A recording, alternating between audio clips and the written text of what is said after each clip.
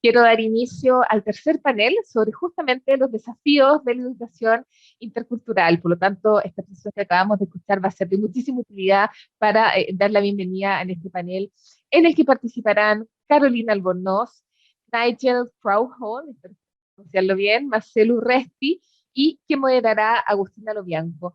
Agustinia, compañera de trabajo, quien ha estado acá conmigo moderando, es licenciada en Sociología de la Universidad de Buenos Aires, magíster en Sociología y Ciencias Políticas en Flaxo, Argentina, especializada en consultorías aplicadas a partir del relevamiento de la opinión pública y de la investigación. Cuenta con amplia experiencia docente en la línea de metodología de investigación y análisis social.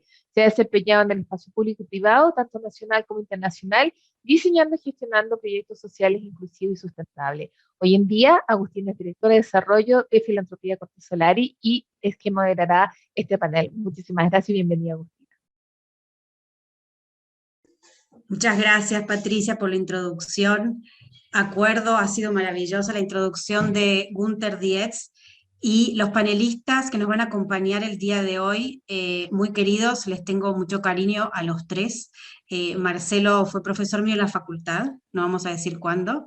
Nigel, tenemos una historia en la COP25 y Carolina, bueno, trabajando juntas hace tiempo.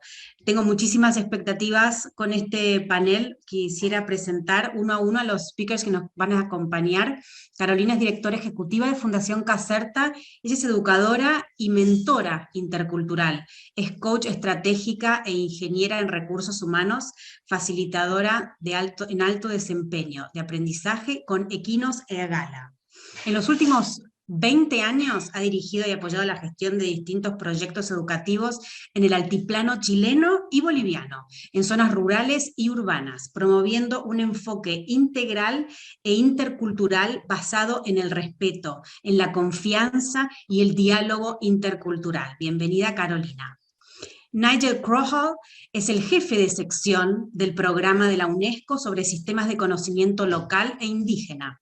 Fue director de la Secretaría del Comité Coordinador de los Pueblos Indígenas de África y director del Proyecto de Idiomas Nacionales de Sudáfrica.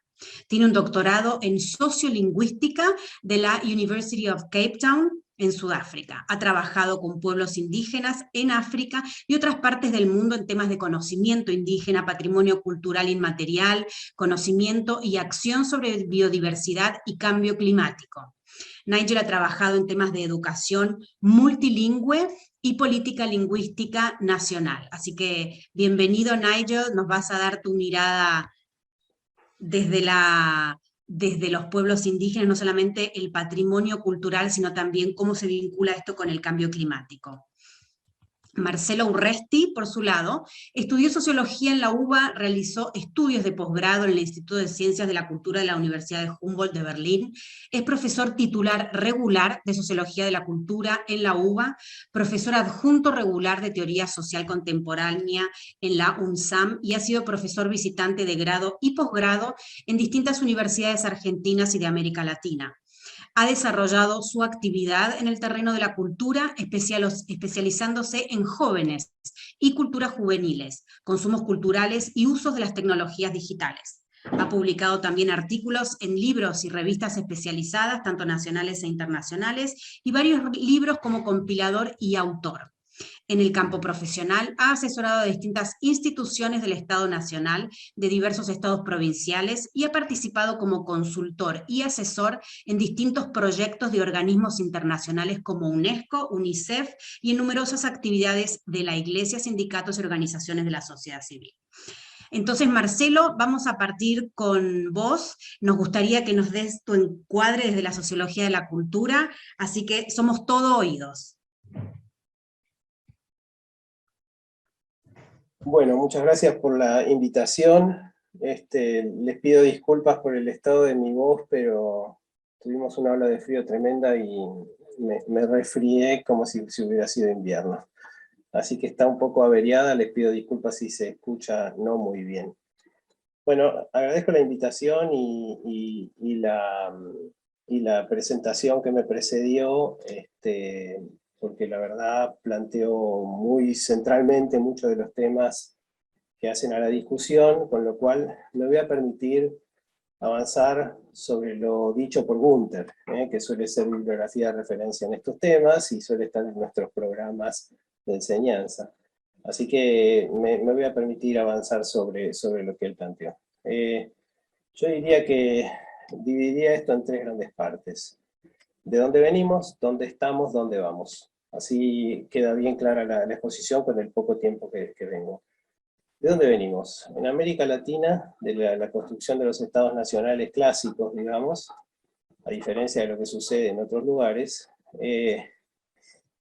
se conforman a fin del siglo XIX y son estados al mismo tiempo nacionales y burgueses. ¿Qué quiero decir con esto? Que tienen, en primer lugar, como objetivo político central la construcción de naciones, allí donde no las había, que no es el caso de lo que pasa en otros lugares donde las tradiciones culturales son mucho más antiguas.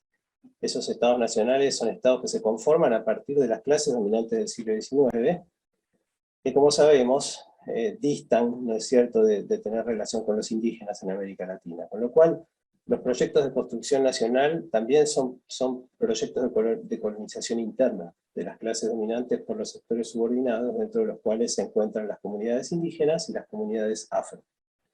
Segunda cuestión es que, además de una imposición de una cultura nacional en territorios donde no existían, así es como hay que reconocerlo, también se impone un sistema de derechos y garantías individuales, que funda, por decirlo así, el derecho moderno y el derecho de ciudadanía, que si bien para ciertos sectores urbanos es una autopista, digamos, de desarrollo y reconocimiento de su dignidad como miembros de la comunidad nacional, en el caso de los pueblos originarios no sucede de la misma manera. Porque además de ser sectores subordinados, que se reconocen como comunidades, nunca se ven integrados a la nación, como sí sucede con los sectores urbanos, especialmente los de origen europeo, y después con los diversos grados de mestizaje, siempre y cuando queden cerca de esos grupos europeos. Entonces ahí tenemos un doble problema, por decirlo así, porque los estados nacionales construyen hegemonía, haciendo, si se quiere, del pasado prehispánico, del pasado pre-europeo en América, epopeyas de reconocimiento, pero que después no se ven en la realidad reflejados con un reconocimiento semejante de los indios contemporáneos que están viviendo en esos momentos, que por lo general son separados de sus tierras, son alejados de los derechos, y en el peor de los casos, como ha sucedido especialmente en el Cono Sur, son perseguidos, son asesinados y son reemplazados por otra población. Entonces, venimos de estados nacionales que son etnocéntricos, occidentalizantes y eurocéntricos, que no reconocen los derechos de comunidades previos, en los cuales las comunidades o los grupos, digamos, prehispánicos se organizan y construyen sus propias instituciones, con lo cual ahí ese etnocentrismo también supone un desplazamiento de lo que son las formas de organización indígena, y les ofrece a cambio un reconocimiento en tanto que sujetos individuales de derechos, que también implica un cambio cultural muy importante en las formas de reconocerse y en las formas de reivindicarse frente a los demás.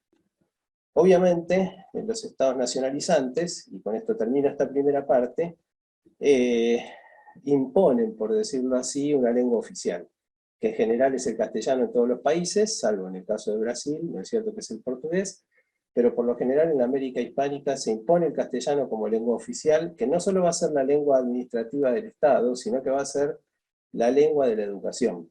Y los estados nacionales, tercera pata, digamos, derivada de las dos anteriores, es que para nacionalizar a las masas, establecen un formidable sistema de propagación que es el sistema educativo. El sistema educativo tiene esa doble función de nacionalizar y ciudadanizar, pero lo hacen una lengua que desde el punto de vista de las poblaciones originarias es una lengua distinta, es una lengua segunda y es una lengua impuesta, que no solo supone un cambio de terminología, por decirlo así, o idioma, sino también de cosmovisión. Porque lo que se impone con los estados educadores es un conjunto de contenidos básicos de la enseñanza que responden a la visión occidental, europeizante, de las élites ilustradas que componen los estados a fines del siglo XIX. Entonces, de esa historia venimos, ¿no es cierto? Se licúan las diferencias culturales, se homogeneiza la población y se produce, como diría Clastres, un etnocidio general que consiste en quiero aclararlo, etnocidio quiere decir la muerte cultural del otro. No es genocidio, solo en algunos casos y en algunos momentos históricos eso también fue acompañado por un genocidio, pero en general en América Latina se produce un formidable etnocidio. ¿Cuál es el resultado? Que las poblaciones indígenas son discriminadas, son disminuidas, son desvalorizadas y son intimidadas, tanto afuera como adentro del sistema educativo. Eso que genera una ciudadanía de segunda clase. No voy a profundizar más en esto. ¿En qué momento nos encontramos? Nos encontramos en un momento de lucha por el reconocimiento, que son muy fuertes, y que desde Chiapas han sido como una especie de ejemplo en las luchas indígenas en América Latina, y que, por ejemplo, se vio como una réplica, podríamos decir, lo que pasó en Bolivia y lo que pasó en Ecuador en los últimos 15 años, en principio, con importantísimas huelgas, bloqueos y sitios, digamos, de grandes ciudades que implicaron movimientos indígenas que salieron a reivindicar su lugar. Después, iniciándose con los movimientos indígenas bolivianos y el acompañamiento de lo que fue el gobierno o los gobiernos, digamos, de la era Evo Morales en Bolivia, y después con toda la nueva conflictividad que empieza a aparecer en otros países, en Chile, en la Argentina, en Perú, empiezan a notarse con fuerza la capacidad de agencia y de institución y de crítica que tienen los movimientos indígenas que se están renovando en los últimos 20 años, entre otras cosas, a la luz de lo que Guillermo Stavenhagen, digamos, Rodolfo Stavenhagen, el gran sociólogo antropólogo mexicano, llamó una transformación en los estilos de liderazgo dentro de los pueblos indígenas. Acá empiezan a aparecer nuevas generaciones de líderes indígenas, que ya no son los líderes tradicionalistas antiguos, sino que son líderes que están muy atravesados por ideas renovadoras y que buscan formas alternativas de modernización, no exclusivamente una oposición a la modernización, una oposición al Estado, una oposición a los proyectos dominantes, sino que muestran agendas nuevas que buscan iluminar nuevos problemas y ampliar, si se quiere, las formas de participación de los pueblos indígenas. Estamos en esta situación donde, entre otras tantas posibilidades, aparece la idea de lo intercultural. Lo intercultural surge en América Latina a la luz de estas luchas indígenas. Y podríamos decir, pugnando más acá o más allá por una transformación del Estado.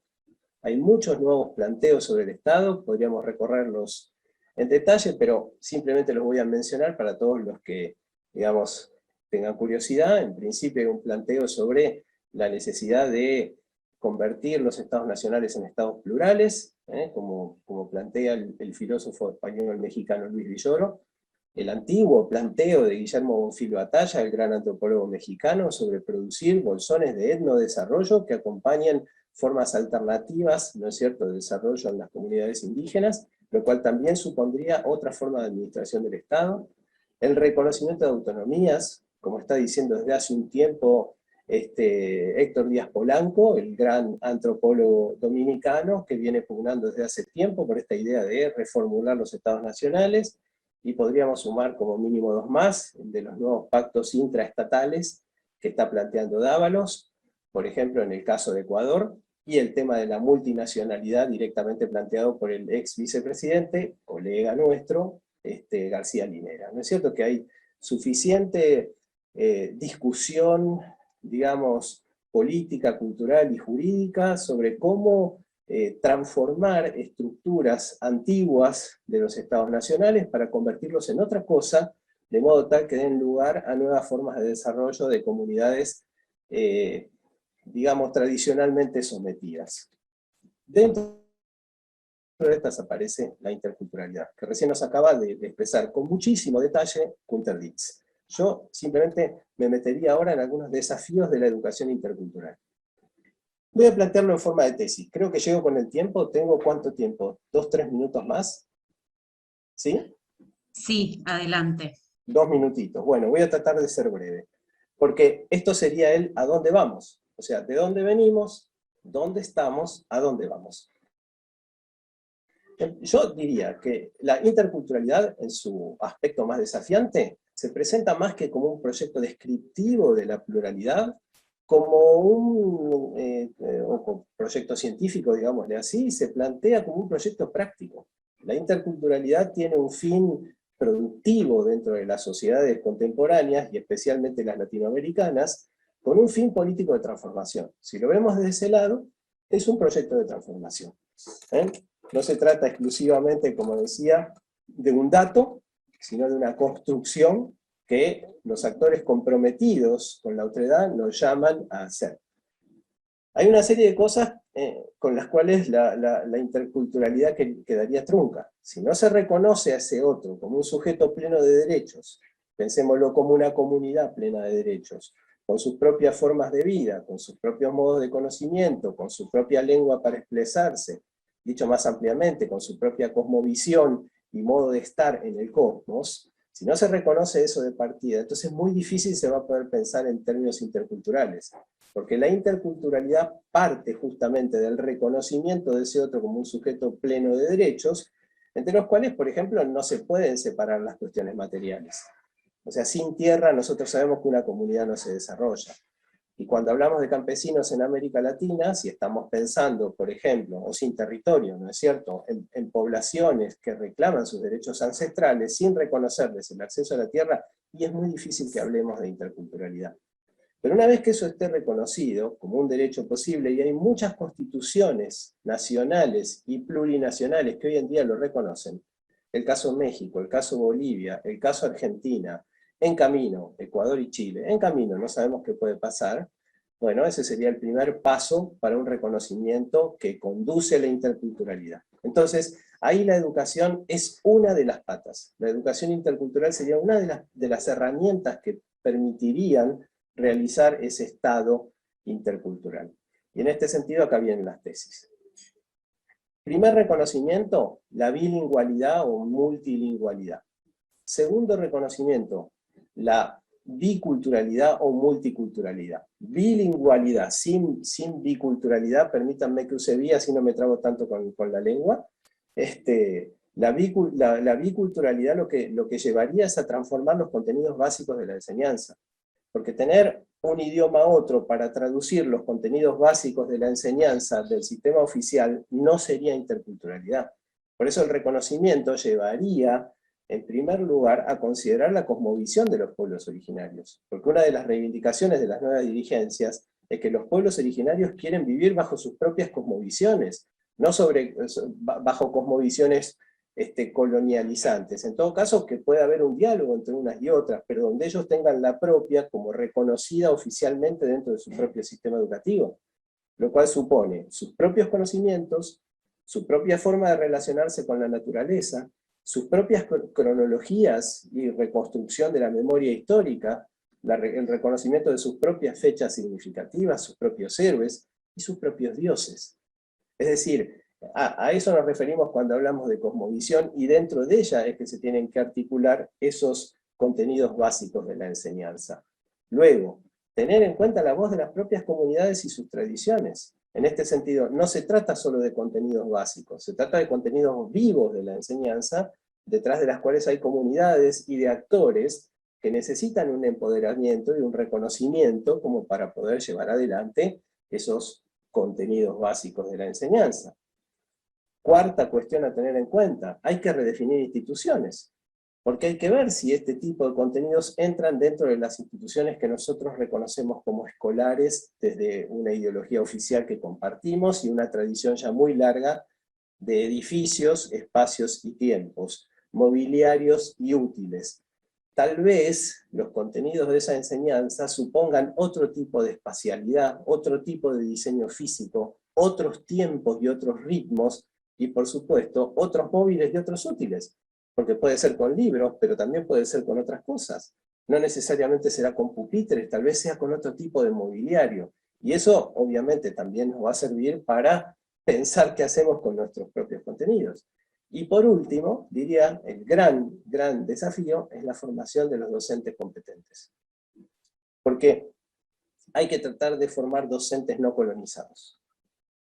En ese sentido, no se trata exclusivamente de formar docentes, digamos así, locales en el territorio del otro para que sean un formador de ese otro. También hay que permitir que esos contenidos permeen hacia afuera. Porque si nosotros pensamos, ¿no es cierto?, en docentes que tengan esta capacidad bicultural o intercultural, no pueden ser exclusivamente de un lado del mostrador, por decirlo con la metáfora. Tienen que tener la capacidad de moverse de un lado para el otro. Y en el sistema formador con el que contamos en nuestros días, no necesariamente tenemos esa capacidad. Por esa razón es que es un desafío mayor el hecho de producir los docentes competentes que puedan hacer de la biculturalidad, de la multiculturalidad y especialmente de la interculturalidad un conjunto de recursos para el desarrollo de todas las comunidades. Porque la idea no es que la interculturalidad empodera exclusivamente a los pueblos indígenas, también va a empoderar a los otros a partir del intercambio, porque interculturalidad no es solo autonomía, es que también, vamos a decirlo con la imagen, los que estamos del otro lado, también nos podamos ver permeados por los conocimientos, las formas de vida, los dioses, los mitos, todo lo que pueda enriquecer también nuestro propio punto de vista y nuestra propia relación con los otros y con la naturaleza. En el fondo, la idea de interculturalidad tiene que ver con un intercambio entre dos que se reconocen mutuamente entre sí. De un solo lado no alcanza. Bueno, esos serían los desafíos. Hacia allá vamos. Muchísimas gracias, Marcelo. Súper interesante lo que estás planteando. Y Nigel, frente a lo que plantea Marcelo, se complejiza un poco la discusión cuando nos enfrentamos a una crisis climática, que nos obliga también a poner en valor esto que mencionaba Marcelo antes, estas prenociones, este vínculo con el entorno, este vínculo entre las comunidades. Te doy la palabra para que hagas tu presentación. Muchas gracias, gracias por la invitación. Para empezar, lamento hablar en inglés. Espero que haya alguna interpretación. So thank you. This is a wonderful opportunity, and it was a great pleasure when we met during COP25. So first of all, I should say that I'm speaking really as the focal point working on indigenous knowledge systems here at UNESCO. I'm not in the sector for education. We have a wonderful program on education for sustainable development, and our Latin America regional office for education is based in Santiago de Chile. So most of my experience is working with other parts of the world, although we have a dynamic program running out of the different offices in Latin America on indigenous knowledge.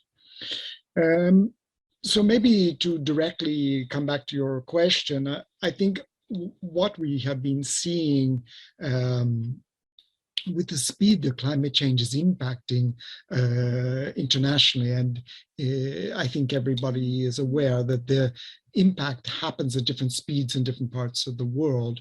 So our unit, our section at UNESCO was set up to concentrate on climate sensitive regions. So much of our early work was with the Inuit and other Arctic Sami populations in the Arctic region, but also working with African nomadic pastoralist communities, also working with Pacific Islanders, particularly on ocean knowledge, and more recently working with communities in the Caribbean, coping with extreme weather events. And what I would just like to propose in this meeting is that there is such a big shift happening in the UN system, but also in what we understand to be science. So some of the conceptualization of this was already established in 1992 in Rio de Janeiro when the Convention on Biological Diversity was written out. And there are 2 articles that specify the importance of indigenous knowledge for the conservation of biodiversity and ecosystems. That received a certain amount of attention, and some countries developed work programs around that. But overall, the idea was that indigenous people are somewhere else, and the decision-making happens in the capital and happens with mostly non-indigenous experts around what they know about the world. as the climate change experience has been accelerating, the different science bodies that deal with evidence realized that they were being outrun by the speed of these changes.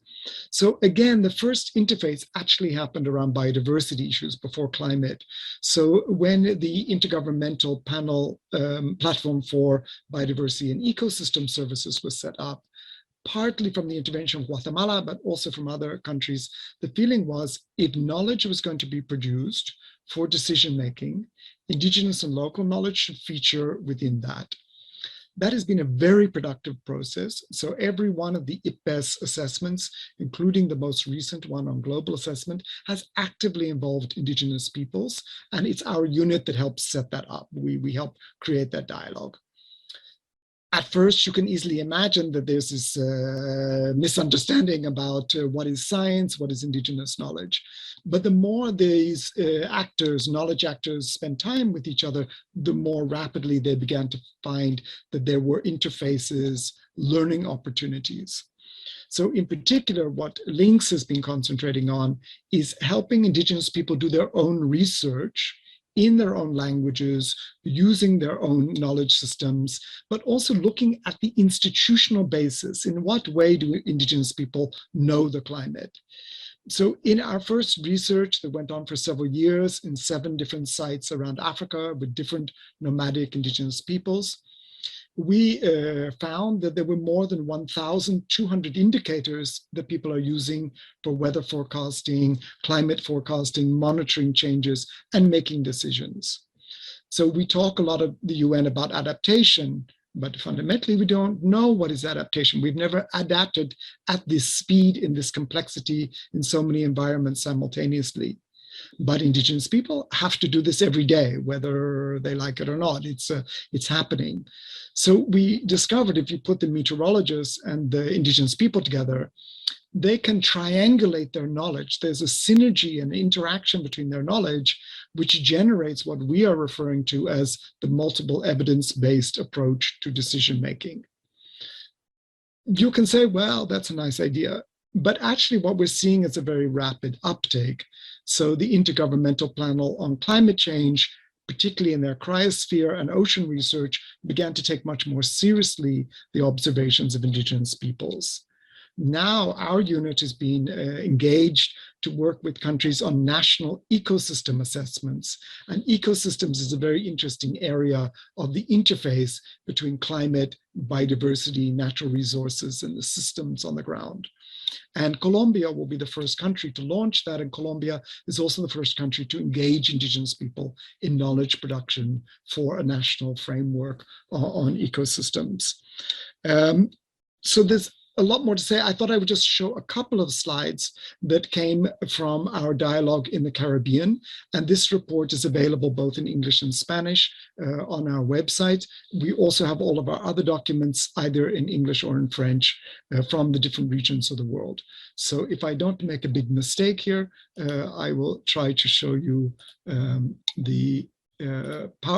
piece of a PowerPoint, and you can also download the PowerPoint from our website. Let's see if this will work. So, let me go back one there. So we engaged with indigenous leaders from around the Caribbean region, and this included from the coastal areas of Mexico, Belize, and Nicaragua into Guyana, but also in the islands. And people were talking about knowledge within the context that it's produced. So looking at their value systems, culture, language, and their in situ-based experiences of knowledge. One of the big breakthroughs was that the Paris Agreement in Article 7.5 asks governments to work directly with indigenous people on knowledge production around adaptation, and that's now being put into practice. But also the underlying instruments of the UN around rights-based approaches include the right to knowledge and heritage. And it's this interface of rights, culture, knowledge systems, and research and policy that becomes interesting. You're all aware of the extremeness of the impacts on the Caribbean region, scales of impact that we have never seen before, some of them very subtle, some of them very fast and very aggressive.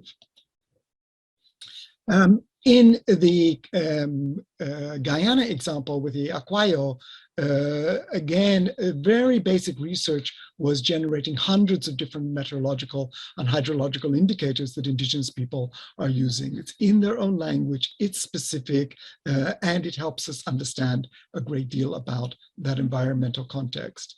But we're not just talking about indigenous people. Local communities also generate knowledge. They also have part of the evidence base. So we had a very good discussion helped by IPCC on Cuban farmer system of Campañuelos and the different types of weather knowledge, climate knowledge, cloud knowledge, and estimations related to the environment.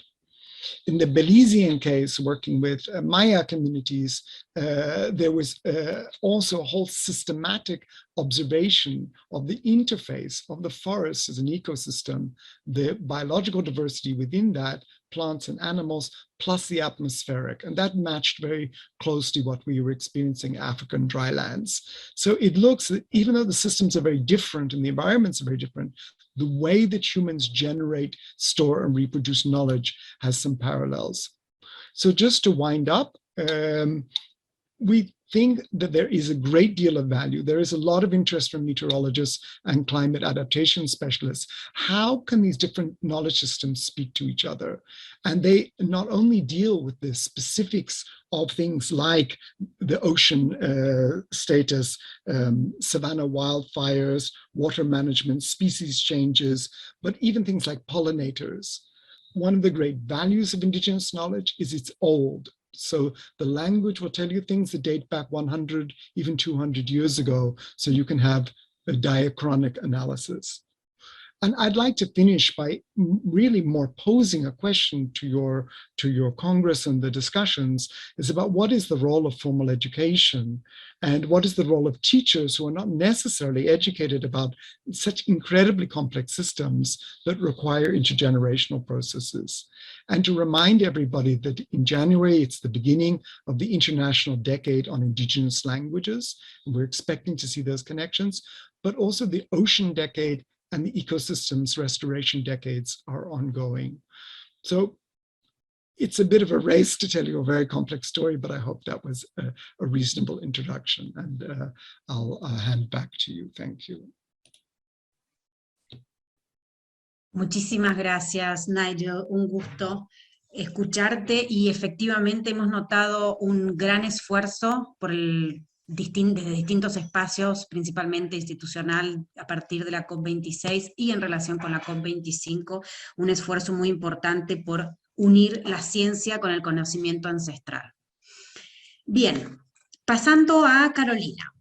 Carolina, nosotros, a partir de la globalización podríamos decir, entendemos que la interculturalidad excede los vínculos con los pueblos originarios y abre la lectura de la interculturalidad a partir del flujo migratorio, que se hace cada vez más creciente.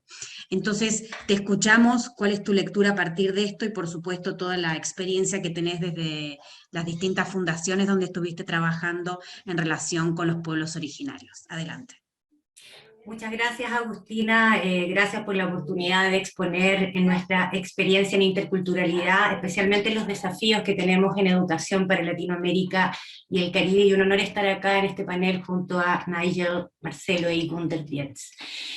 Bueno, hay una presentación por ahí que me puede ayudar a poder compartir la oportunidad que estamos viendo nosotros en este momento con respecto a la educación intercultural para un desarrollo integral y sostenible hacia el siglo XXII. Y antes de comenzar, quiero encuadrar esta reflexión y esta presentación en que para nosotros la educación intercultural ha sido un eje central que constituye de alguna forma las bases de nuestro modelo de desarrollo humano, y que considera y se nutre desde la cosmovisión y los conocimientos ancestrales compartidos de generación en generación por diversas culturas y de distintas partes del mundo. Esto ha permitido de alguna forma la adopción de una postura educativa sistémica, holística, orgánica, que promueve la aceptación e inclusión de la diversidad cultural y la importancia del conocimiento indígena y local, la comprensión de los vínculos de relaciones, especialmente con los límites que hoy tenemos a nivel planetario.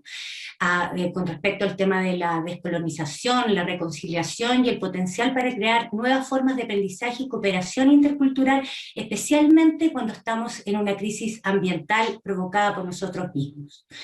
Dicho eso, el título de nuestra presentación y a lo que quiero llegar nos obliga de alguna forma a hacer un breve raconto del concepto de lo que es la interculturalidad, a pesar que ya lo han mencionado nuestros panelistas. Quiero hacer una pequeña refresco de memoria para que podamos entender lo que hemos experienciado. Siguiente. Más adelante, por favor.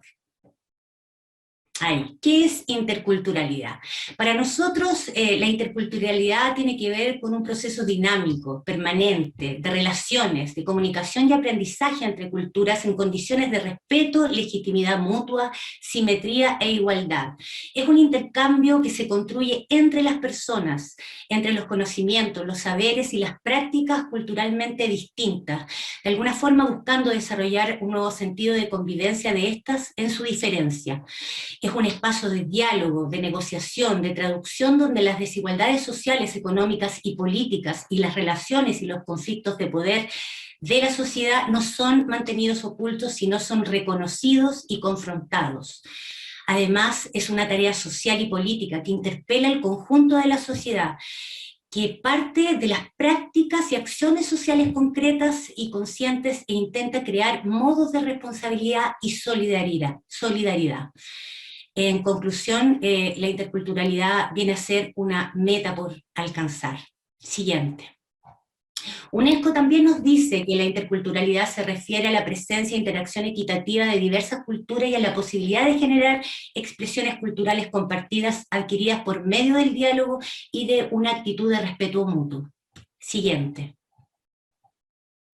Para nosotros la interculturalidad es un enfoque de vida, sistémico e integrador, que busca la construcción de un nuevo paradigma. A partir de un cambio individual creemos que se puede llegar a un cambio colectivo. Siguiente. Por tanto, la interculturalidad es una forma de vida, una manera de ver el mundo, donde todo está interrelacionado, un verdadero tejido, en donde el autoconocimiento y el reconocimiento del otro son el punto de partida en la generación de contextos, diálogos, relaciones interculturales en igualdad de condiciones y dignidad para lograr formas de vida complementarias hacia la sostenibilidad. Siguiente. Frente a ese raconto conceptual, la pregunta que viene, ¿qué es entonces la educación intercultural? Siguiente.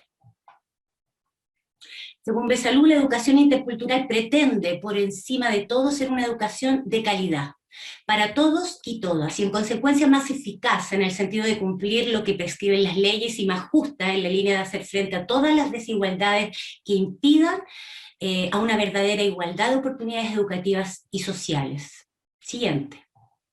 Ahora quiero hacer un cambio en esa pregunta y poner ¿qué es entonces la interculturalidad en educación?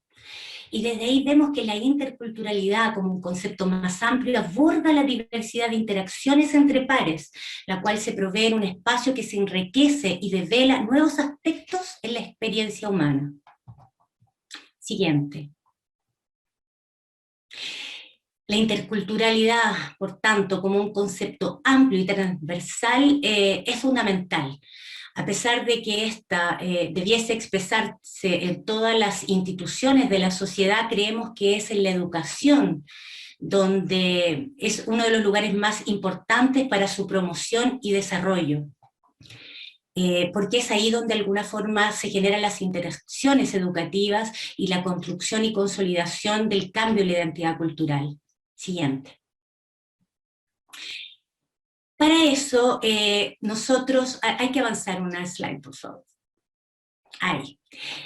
Para eso, Gunther Dietz, el main speaker, abordó un concepto muy amplio de lo que es la interculturalidad, y yo quiero tomar y rescatar ciertos criterios pedagógicos que él pone en sus tesis con respecto a la construcción de proyectos educativos desde una mirada de interculturalidad, el cual requiere la producción de propuestas didácticas concretas que permitan cambiar la actitud de valoración de los saberes y prácticas de otros grupos o comunidades. En esta se deben presentar los contenidos educativos como formas diferentes de interpretar la realidad. Siguiente. No obstante, en Chile, la interculturalidad en educación se ha desarrollado a través del Programa Educativo Intercultural Bilingüe, el cual a la fecha sigue siendo un taller de lengua con mínimas horas a la semana y con énfasis en la lengua originaria. Por tanto, existe un acento importante puesto en la educación ligada al aprendizaje de lenguas originarias. Siguiente, por favor. Sin embargo, la educación integral, según lo que dice UNESCO, nuestros panelistas y la reflexión que se ha generado en este panel, no debe ser considerada solo como un complemento para la educación tradicional, sino como un enfoque que integre la totalidad del entorno educativo. Siguiente. ¿Y por qué es tan relevante ampliar la mirada hacia un enfoque intercultural? Siguiente, por favor. Y aquí viene lo que Agustina mencionaba, porque en nuestra región existe un aumento exponencial de la población, tanto en pueblos originarios como en migrantes. Traje algunos índices para que puedan ver eso en forma muy concreta en Chile. En el último censo, en el 2017, aumentó la población de pueblos originarios de un margen de 2.185.729, lo cual es un aumento casi de 7.9%. También el aumento en la población migrante con el último censo de 1.2% a 4.35 nos hace ver un elevado aumento tanto en la población de pueblo originario como en la población de inmigrantes. Y además a eso agreguemos la migración interna que existe en la región de Chile entre zonas urbanas, zonas rurales. Y esta migración interna nos permite analizar los cambios en la distribución territorial del país. Siguiente. Entonces, en conclusión, los datos del censo 2002 comparado con los censos del 2017 nos demuestran el aumento exponencial de la población en los últimos 10 años. Por ende, la llegada de nuevas formas de vida al territorio nacional y a sus diferentes regiones y comunas. Siguiente. Se podría decir entonces que Chile es un país andino, largo, angosto y también diverso culturalmente. Siguiente. La pregunta es, ¿cómo enfrenta esta realidad un docente hoy, en miras del nuevo rol docente? Siguiente.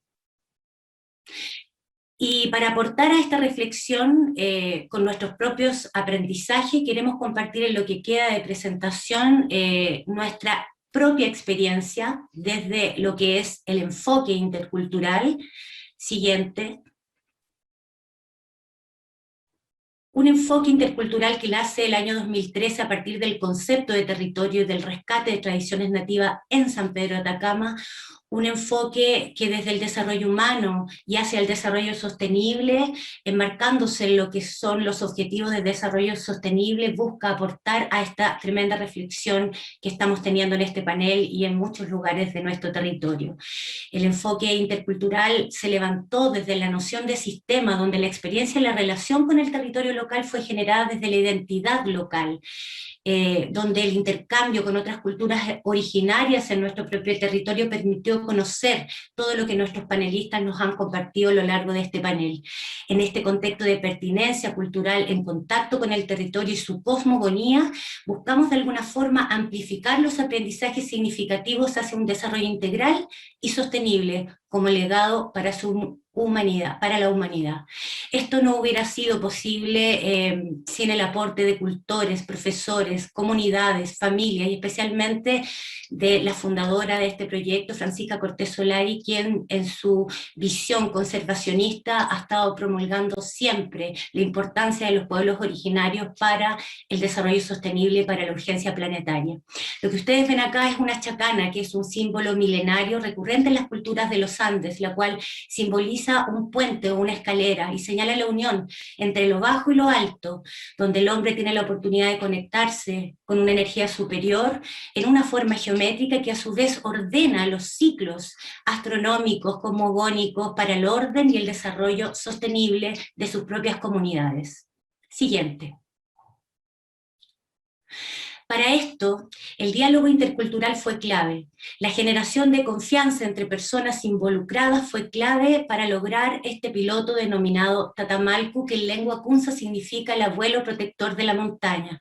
El diálogo intercultural, a través del respeto a las costumbres, las culturas y las autoridades autóctonas, fueron claves. Y lo anterior se tradujo en considerar dentro de este diálogo, primero, el respeto a los tiempos que este proceso requería. Dos, a la importancia de abrir vías de comunicación en un proceso de conocimiento inicial mutuo a través de las formas y tradiciones locales, utilizando los interlocutores o autoridades adecuadas reconocidas por la comunidad, hasta hoy denominados cultores. La búsqueda también de espacios y contextos culturalmente adecuados para que se diera un diálogo intercultural, utilizando un lenguaje común, un entendimiento de lo que es el respeto, la confianza y especialmente la ENI, que es la reciprocidad, como valores fundamentales para establecer este enfoque. Siguiente.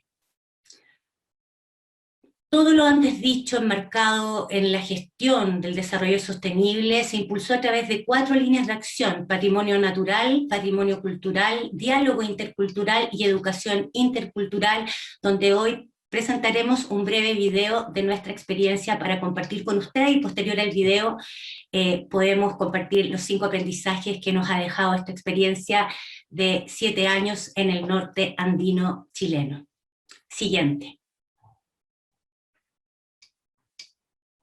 El video, por favor.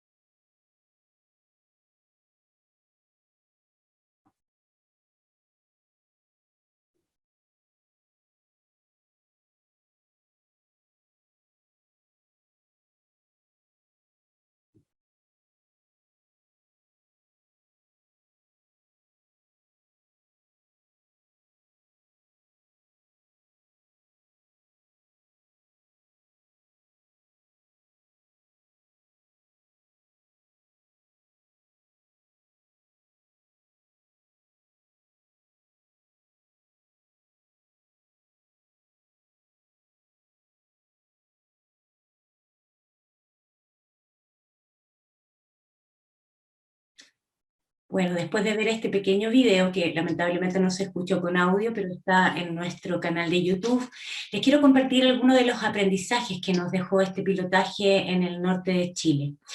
El aprendizaje número 1, si pueden avanzar a la próxima slide, tiene que ver con el enfoque intercultural, el cual se desarrolla de forma interdisciplinaria y transversal y tiene un enfoque dialéctico, es decir, se entiende bajo el continuo proceso enseñanza-aprendizaje y además es globalizador, ya que afecta a todas las dimensiones culturales posibles.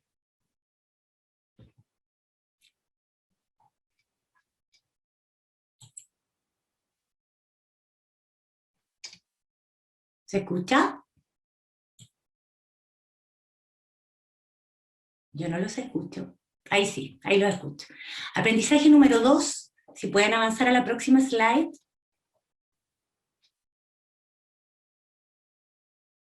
Al 2, exacto, gracias. Para el diálogo intercultural es fundamental establecer primero un contexto de pertinencia cultural, donde desde ese contexto podamos establecer un lenguaje común respecto a los valores de respeto, confianza y especialmente reciprocidad. Próxima slide, por favor. Aprendizaje número 3, el enfoque intercultural es más amplio de lo que propone el Programa Educativo Intercultural Bilingüe, ya que es un enfoque que está orientado al reconocimiento de la coexistencia de diversidades culturales en las sociedades actuales. Siguiente, por favor. La interculturalidad abre oportunidades para hoy frente a la crisis climática, nos puede hacer más resilientes y quizás en el intercambio de saberes y conocimientos podamos encontrar nuevas formas de desarrollo en equilibrio con nuestros ecosistemas. Siguiente. Por último, la interculturalidad busca ser un aporte para el docente de hoy, busca abrir puentes, así como esa chacana que vimos, hacia una educación de calidad, integral y sostenible, donde docentes, estudiantes, educadores, familias sean agentes de cambio y tomen el diálogo intercultural para que se abra un nuevo horizonte educativo en nuestras comunidades escolares, un horizonte de oportunidades donde la diversidad cultural sea valorada y sea un verdadero aporte para el cambio que vivimos hoy como humanidad. Muchas gracias. Muchas gracias, Carolina. Tenemos el video disponible. Me gustaría que por favor lo pongan al aire porque es un muy buen resumen de lo que estaba diciendo en sus últimas palabras. Por favor, producción, si lo pueden poner, les agradezco. Gracias, Agustina.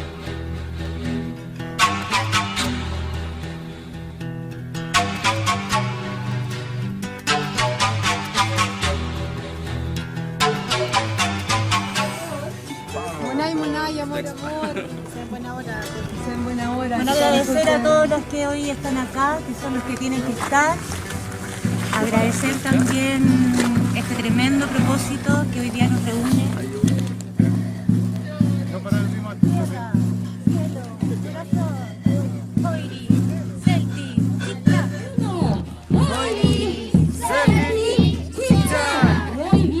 Los niños vivieron hoy día una experiencia desde las tradiciones ancestrales, atacameñas. Más allá que contárselo en un aula, en una sala de clase, mostrarles un libro, ellos lo vivieron con cultores atacameños, lo vivieron desde la tradición que ellos hoy levantan. Nosotros hemos querido sacar el programa desde el aula hacia vivir la experiencia en el territorio, en el medio ambiente, en el entorno como se hacía antiguamente. El valor que yo le doy a nuestros cultores y al equipo que está levantando este proyecto tiene que ver con la convicción que tienen, ellos viven esto. Yo aprendí de mis abuelos, de mi padre, estoy tratando de recordar todo y volver a la memoria para que no se pierda y las generaciones que vienen también lo practiquen. Orgullosa de ser Licanantay. Me llena eso de haber podido entregar a las niñas, de que ellos pudieran saber de dónde se sacaba la lana, de dónde provenía el material que uno hacía en nuestros tejidos y cómo hacerlos también. La relación ancestral y el medio ambiente es una sola cosa. Es una forma de vida, no es una relación, es una vivencia. Es una forma de conexión que tenemos con.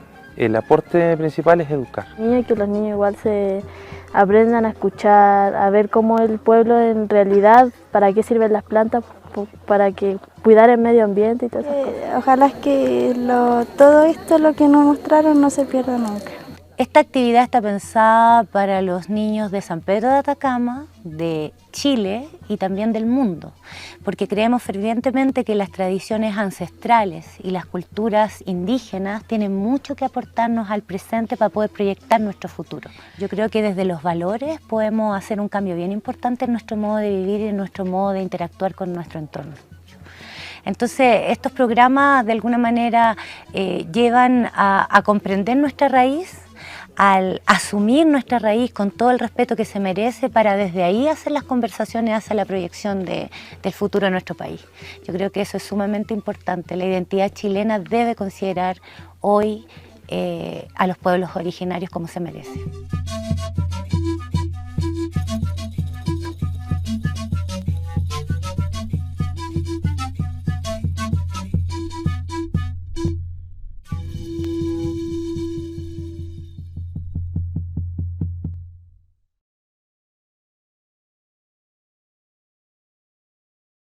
Se hizo esperar, pero valió la pena. Muchísimas gracias.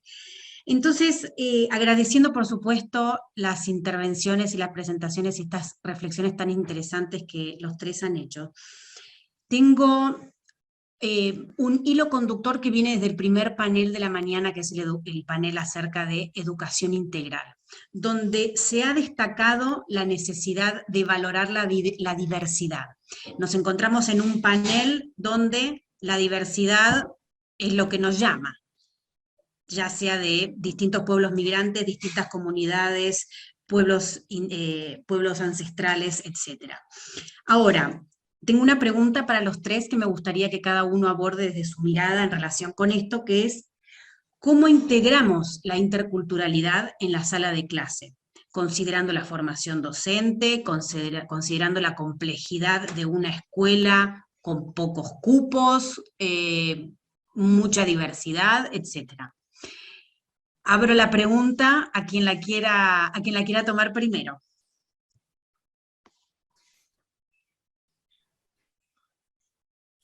Marcelo. Dirigido para mí es más fácil. Bueno, yo creo que es a largo plazo. Lo que sí hay que hacer son pasos definitivos. No creo que por sí misma la educación se sostenga. Por eso para mí tiene que haber un reconocimiento más integral de derechos, dentro de la cual los educativos van a madurar, digamos. Pero una cosa sin la otra se corre el riesgo de lo que fue en otros tiempos la educación bilingüal, que no pasa de ser un reconocimiento del idioma y nada más, cuando acá se trata de algo más profundo. Y yo diría, para ir un paso más, no solo es el reconocimiento de la lengua, no solo es el reconocimiento después de la cultura, sino que es el reconocimiento de los derechos de las comunidades. Entonces tiene que haber a la larga, es un proyecto de largo plazo, quiero decir, en el cual van a converger todos los intereses cuando haya una plena integración de las comunidades. Si aceptamos eso como un proceso de largo plazo, entonces sí se pueden discutir con mucho sentido transformaciones de la institución educativa más acá. Lo que no hay que pensar es que el más acá nos va a garantizar el más allá. El más allá nos garantiza el más acá. Bien, entonces en ese caso vienen las transformaciones de la escuela. Se puede trabajar sin ningún problema, como ya se ha mostrado en muchas situaciones de países distintos, la transformación de los contenidos curriculares. Ese es un buen primer paso. El segundo paso es la formación de docentes biculturales más que bilingüales. No tienen que provenir necesariamente de las comunidades indígenas, también, y sería muy bueno que provengan de comunidades no indígenas, así se produce un intercambio, donde también haya educadores de origen indígena, interculturales, que den clases también. Porque lo que sería interesante es que en las cercanías de las zonas donde hay comunidades indígenas, haya también una salida de la comunidad indígena hacia afuera. Entonces, donde la educación formal lentamente vaya empezando a incorporar, yo diría primero como materias, después como actividades y después como contenidos curriculares compartidos, donde sí, perfectamente pueden convivir un sistema que tienda más hacia un lado que hacia el otro, pero donde haya un contenido creciente de hoy en día saberes, conocimientos, técnicas, prácticas, que están totalmente desvalorizados por fuera de las comunidades indígenas. Entonces, eso sí se puede empezar a producir hoy. Y otro paso interesante sería la reforma progresiva de las instituciones escolares. Porque hay muchas experiencias en distintos lugares donde se han transformado los mobiliarios. Uno dice, ¿es tan importante eso? Sí, es muy importante, porque, por ejemplo, permitir, hay experiencias, ¿no es cierto?, en lo que se llaman herramientas convivenciales, ¿no? Que es un trabajo para arquitectos, para diseñadores, y también para artesanos, porque hay que hacerlo todo eso, de diseñar nuevos mobiliarios que permitan otras formas de trabajo, otras dinámicas dentro de las clases, otras formas de sentarse, otras formas de atender, en la cual muchos pueblos indígenas tienen mucho que enseñarnos. Otras formas de concitar la atención y de mantenerla, otras formas de diálogo, que es muy probable que nosotros tengamos que ser más receptivos que emisores. Bueno, ahí tenemos varias para empezar, y yo diría esas son en lo que podríamos hablar de un mediano o corto plazo, o sea, 2 años a 5 años, todas esas cosas se pueden hacer. Experiencias hay muchas, vuelvo a repetir, México, Chiapas, Bolivia, en Ecuador, en comunidades indígenas de Ecuador. Yo no conocía las experiencias chilenas, pero bueno, es un paso, y también se suma ahora, voy a después mirar los videos con mucho detalle, porque en todo esto se trata de enriquecer. Hay mucho también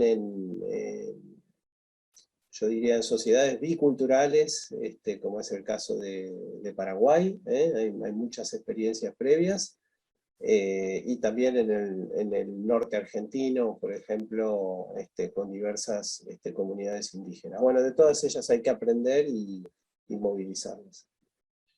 Muchas gracias, me gustó la idea de ser más receptores que emisores. Gracias por compartirla. Nigel, te paso la pregunta a vos. ¿Cómo te parece que podemos integrar la interculturalidad en la sala de clases?